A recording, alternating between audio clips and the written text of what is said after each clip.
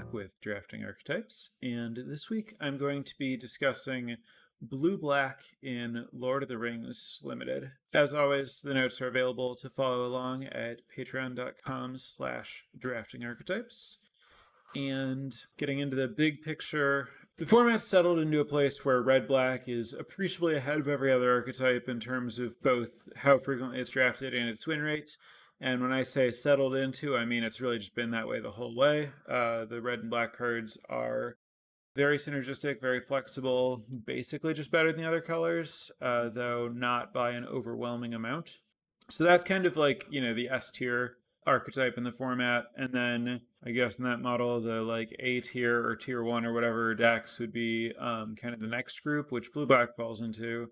Blue-black is drafted a little bit less than blue-red, but which is the second most drafted deck. But blue-black wins a little bit more than blue-red. Might be the other way if blue-black were being overdrafted and blue-red were being underdrafted. Black-white is like very, very close to blue-black in terms of like win rate and how frequently it's drafted. White-black does better overall. Blue-black does better among top players. I don't know how much any of that stuff matters. Basically, I personally haven't drafted blue-black all that often, but when I have, I've done very well. Cards are really good. They play well together. The main reason I don't draft it more often, even though I do draft blue a lot, is that I just find black to be a little bit more contested, a little bit more heavily drafted than I would like to get into black. I don't go out of my way to first pick a black card because I just feel like it's very likely that the other good black cards will be taken early and I won't see a lot of the like best black cards, and I'm not really willing to fight for it. So I only really end up black if black seems particularly open, and so it makes sense that I've done well when I've been blue-black, because when black is open, it's great. It's the best color. It's just that it's like pretty highly contested, and I think that, I don't want to be like, I know, like, I'm comfortable enough drafting the other colors that if half the people at a table are black, I don't want to be among them. I'd rather just find something more open to play. I think blue-black is second to blue-red and very, very similar in terms of strategic versatility. It's like very flexible. You can draft in such a way that you'll be like good at any stage of the game. You can play kind of like anywhere on the spectrum, from like tempo to attrition, aggro to control.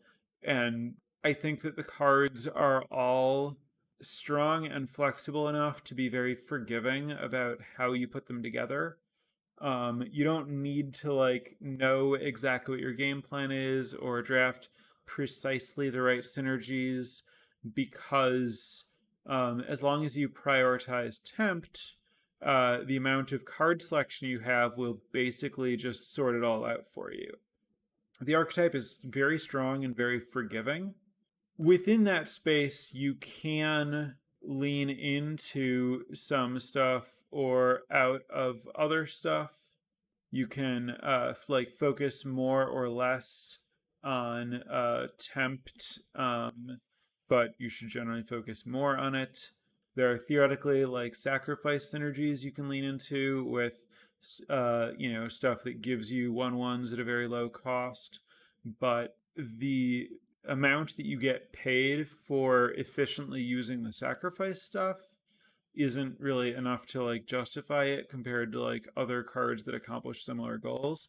Like, you could play Nasty End for card advantage, but after like all is said and done in terms of like factoring in the like mana and card that you invest in like getting a creature, maybe making it legendary to get more value out of it, like you're not really better off than you would be if you just played like a blue card draw spell. And similarly with like Lash the Balrog, the like sacrifice a creature to kill a creature, or you can spend 5 mana to kill a creature. Yeah, sometimes you can play it efficiently, but you could also just like have a different removal spell, or have Shelob's Ambush as a way to like trade your creature for their creature, and that'll also net you a food. And sometimes you won't lose your creature. I'm not really big on like leaning into the sacrifice synergy type stuff in blue-black. The temp stuff, like I said, is kind of the best like synergy to lean into to the extent that it is one. And once you have, like a good amount of temp stuff, then even cards like Dreadful as a Storm and the Black Breath play very well. When they're bad, you can discard them. When you're trying to like build up the ring, they do that, and that's gonna, contribute well to like your overall game plan. So the more aggressive decks are going to lean on, like the tempo decks are going to lean on stuff like Soothing of Smeagol, the bounce spell that temps, Dreadful as a Storm, the pump spell that tempts, Horses of the Brunnen, the uncommon double bounce spell that tempts, and like some aggressive black creatures probably, like Golem and Crebain. Golem being the uncommon 3/1 that tempts when it dies, and you can sacrifice something, you turn it from your graveyard, and Crebain being the 1/1 flyer that amasses 2. Also, there's the 3/2 that tempts when it enters. All of those are, reasonably aggressively statted, good kind of like tempo aggro cards. Or you could be more controlling with like Peligre Survivors, the 1/3 that taps for a mana of any color for instants and sorceries. Tormentive Golem, some removal card draw. So like those are, you can imagine two very differently focused decks that have like large numbers of copies of cards from kind of either of those packages. But if you just have like, one of each of those cards and your deck is just kind of like flexible, I don't think you'll really be appreciably worse off than if you'd focused, just because the ring is so forgiving. It's potentially good to have cards that are good in different spots and to just kind of be able to adapt to the texture of the game by discarding cards that aren't good in the spot that you're in when you attack with the ring bearer. So all of that basically means that while this conclusion is a little bit unsatisfying in a way, I think ultimately if you were to just approach this archetype by like strictly taking the best game in hand win rate card on 17 lands every single pick, you would have a fine deck. Like you might want to make some adjustments for curve. If you really know what you're doing, you can make like some small adjustments for game plan and synergy. But I think that in a lot of cases, taking like a worse performing or weaker card over a better performing or stronger card because of some plan you have is it's dangerous. It's the kind of thing that I wouldn't recommend to anyone who doesn't consider themselves, very experienced in the format and very like knowledgeable about like understanding what their deck works and how it's trying to do and stuff. If you've listened to this podcast for a while, you know that I prefer to be able to say like, oh, here's what people are missing here, or here's like what people are doing wrong, or here's how you can get tricked. But I think that with like blue black and blue and black red, because you have such good access to tempt, such general high card quality, and just like generally a lot of like flexible cards that play well in kind of a lot of different positions, like they're just strong mid-range decks, and focusing more than that doesn't matter a whole lot. As far as my usual look into overdrafted and underdrafted cards, there are a few cards that I think strike me as overplayed in blue-black. Treason of Isengard is the amass 2 and then put an instant or sorcery from your graveyard on top of your deck for 3 mana in blue. That card's significantly overplayed in blue-black. I think blue-black very rarely wants it. I like it in blue-red decks that are really leaning into Gandalf Sanction, but I think most of the rest of the time it's pretty bad. You need some like really exceptional spells to get back to justify playing a card like that. And it just shows up in decks at a much higher rate than cards with similarly low win rates. And then uncommons, there are some others that are overplayed, a similar situation where the stats just suggest that people play them a lot more than other cards with similar win rates, so people are probably overvaluing them a little bit. That's Grand, the 4 mana 5/5 vehicle, Bill Fernie, the 2/1 that makes treasure when it's blocked, and Saruman the White, the 5 mana 4/4 ward 2 that amasses when you play your second spell. All of those are somewhat overplayed. Saruman in particular isn't like unplayable, but It's not something you should be prioritizing at all. So just watch out for those. Obviously, like with blue red, there are a lot of incentives to like really lean into actual spell count and minimize your creatures with like Fiery Emblem, which is the uncommon that does 2 damage when you play an instant or sorcery and tempts you, and Gandalf Sanction, and then a few other cards at common.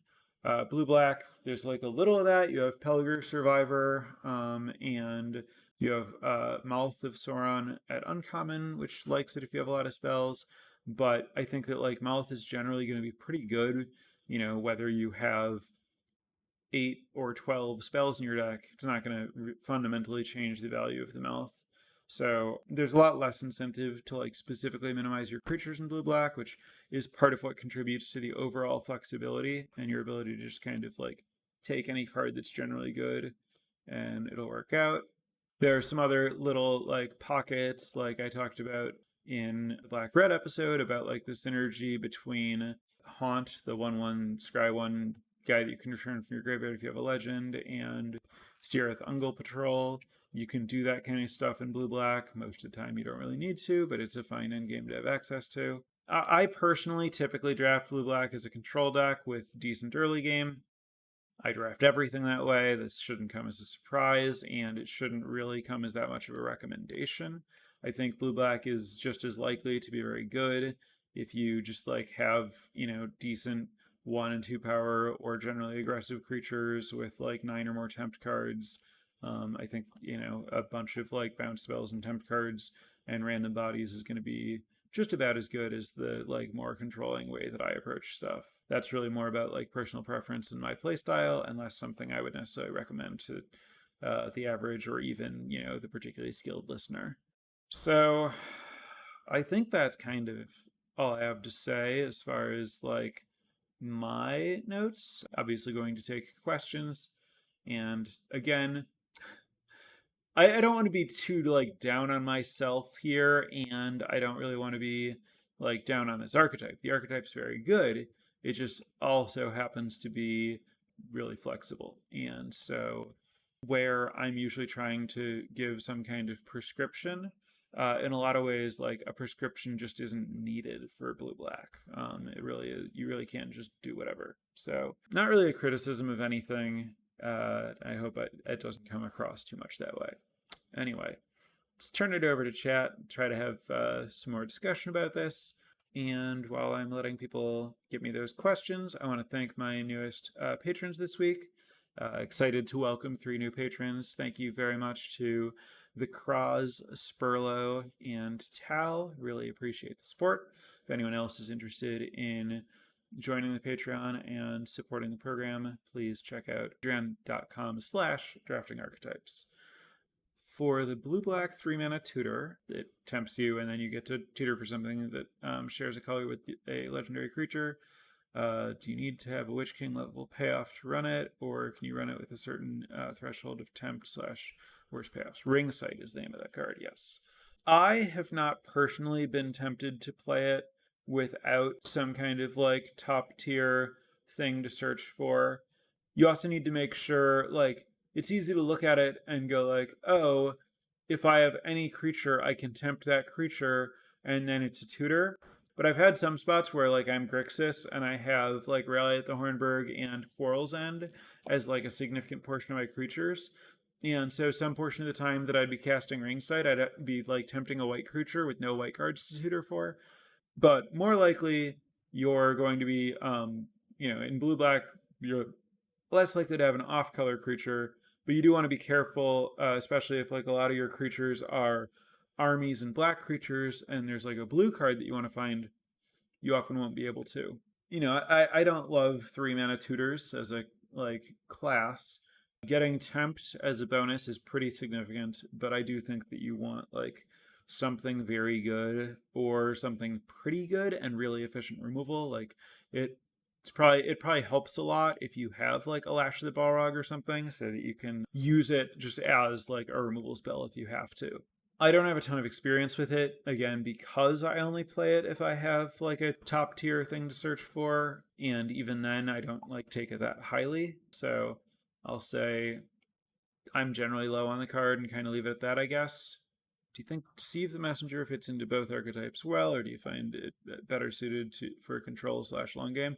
No, I think it fits into both really well. I almost think it's better in the aggressive decks, right? Like if you're playing a bunch of like 3/1s and 3/2s with like golems and the orc guy that tempts you, then you're a lot more likely to get into spots where you can use it to trade with a larger creature or protect like a decent creature.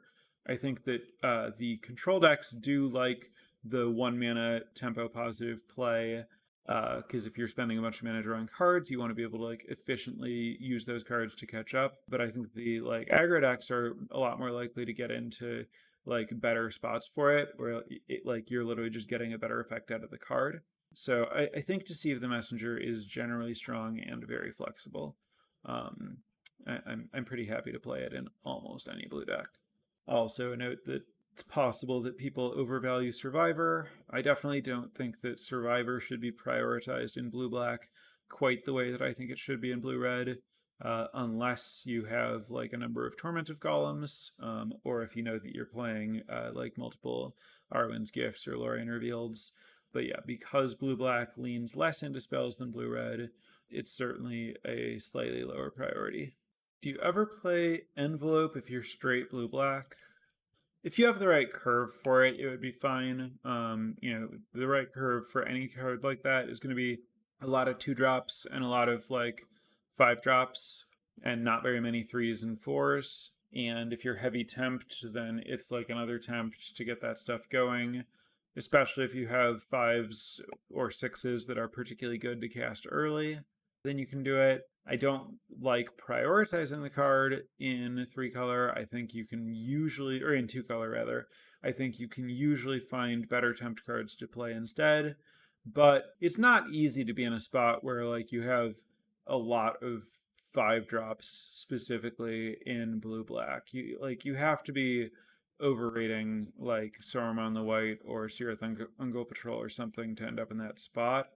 And I think that really I would advise that you just like take the 5s lower if you find yourself wanting to play Envelope in that deck.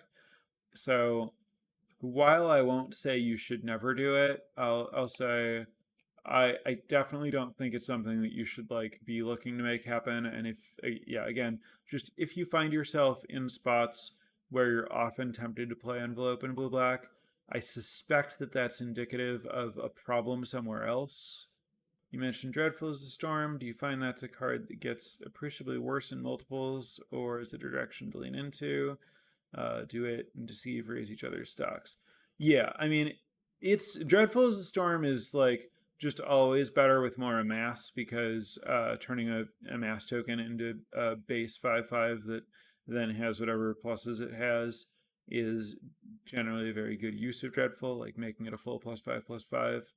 I have I do think that all tricks, especially expensive tricks, have diminishing returns, but I'm not particularly unhappy about playing multiple Dreadful as the Storms. Like I would much rather have too many Dreadful as the Storms in my deck than too many of the Black Breaths in my deck.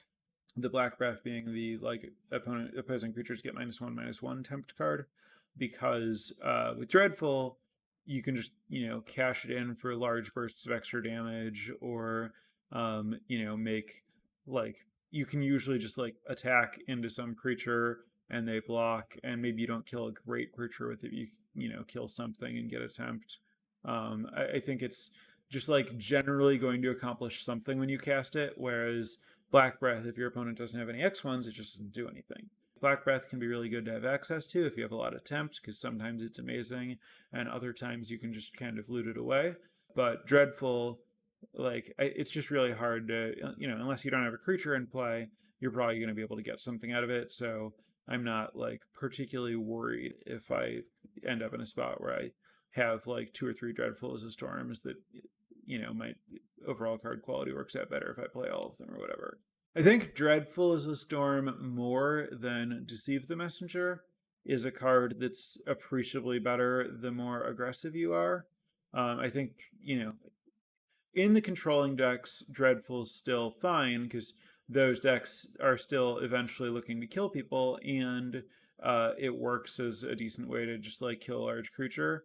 But I do think that the more aggressive, more tempt heavy decks are a lot more likely to get into a spot where the burst damage from Dreadful with possibly the last level of the ring or whatever, um, you're just much more likely to get into a spot where it can end the game. Does Bath Song play notably differently in blue black than other shells? Not really. It's very good. An amusing thing that I came across while looking at the win rates of commons in blue black is that Revive the Shire has like a ridiculously high win rate because it's, only played if you're looping Bath Song with it. And when you're doing that, it might enter your hand several times in the course of a single game that you win. I don't think that that's like a particularly meaningful stat, except that it suggests that like the Revive the Shire Bath Song blue black decks do at least reasonably well. But, just in general, like if you have Bath Song, you want to be a little bit more controlling, but Bath Song is kind of just great. And the fundamental like things that Bath Song does to your deck, like it makes removal better, is going to be the same in blue black, such that like it's not really structurally different from what it is in other decks. How often do you find yourself splashing in blue black, and what colors do you find yourself splashing the most, and for what cards? Because blue black is tempt heavy and has the ability to comfortably play a very controlling game, it's certainly a good spot to splash. I play like Grixis a lot. Cards that I'm looking to splash there are, I don't know. It's hard to figure out like what the line is on cards that I want to splash versus cards that make me want to be like splashing one of the other colors, right? Like I wouldn't say that if I'm straight blue black, I'm excited about splashing Rally the Hornburg, but I might like take Rally the Hornburg reasonably early if I have started blue black and then potentially I end up shifting into blue red splash black or blue black or red black splash blue or balanced 3 or whatever. But yeah, I mean red has like a million good uncommons, so splashing any of them is fine. Obviously, you're gonna splash the mythic Sauron. You're gonna splash, Faramir, the rare Faramir in white. You're gonna splash like Revive and Ent if you have Bath Song in green. If you are like in the kind of Esper control space, then maybe you're splashing Samwise the Stout-Hearted for Bath Song, and then maybe you splash like Banish from Adoris for additional removal.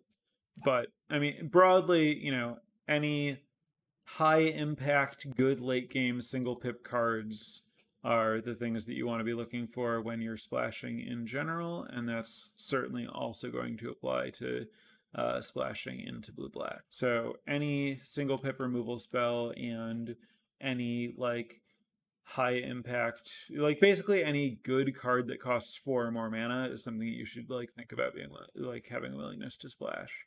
If you have like a good card that costs 2 mana, then you really need to think about like how strong is this if I don't cast it until turn 4 or later. And so if it's something like Samwise the Stout-Hearted, that's fine. Whereas if it's, something like Meriadoc, then it's probably not going to do anything for you. All right, I think we're going to wrap it up there. Closing thoughts, I do really want to stress, I think that this is a very good archetype if it's open. I don't mean to be down on it in any way, but I don't want to be fighting over black, is kind of my like big note on the format as a whole at this point. Early on, black was the best color, and I think that players did pretty well by identifying that and drafting black very highly and being in a position to capitalize on like opponents just not knowing that they needed to prioritize black as highly as they did, as highly as they could or as other players were. But now I think we've gotten to the point where people know that, and black is drafted appropriately. And so you really want to watch to see if black is actually open or not. And so that's going to lead to, at least for me, not necessarily playing black at all that high of a rate. And that's it. Thanks for listening, and I will be back next week. I believe I'll still be covering Lord of the Rings, but we are beginning spoilers for, or previews, I should say, for Wilds of Eldraine next week. So I haven't looked into the exact timeline, but we are going to be winding things down on Lord of the Rings in the near future and getting into Wilds of Eldraine. So, thanks for listening, and I'm looking forward to a new set before too long. Have a good week, and I'll be back next week. Prepare for light speed.